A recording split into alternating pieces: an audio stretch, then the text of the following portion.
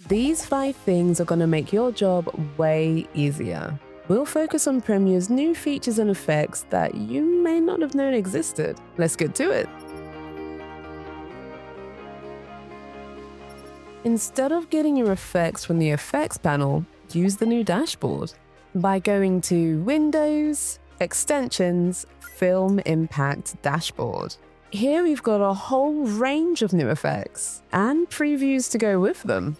Making custom camera shakes has just become a whole lot simpler. Just use the camera shake or wiggle effect. Then in effect controls, we have all these settings that we can play with, as well as a master key, so we can choose when all of the settings appear. We also have new blur effects. Add the focus blur effect to any clip and get instant blur and masking combos.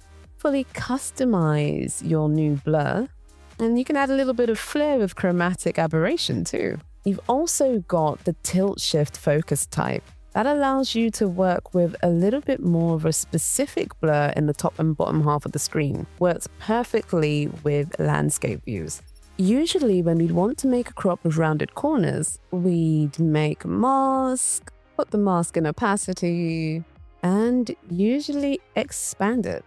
The only problem with this is that if we wanted to add a stroke effect or a drop-down shadow, it wouldn't work unless we nested it first. Instead, use the rounded crop effect. With this, we're able to customize exactly how much we want cropped off, how round it is, and a few more things you might not have thought of before.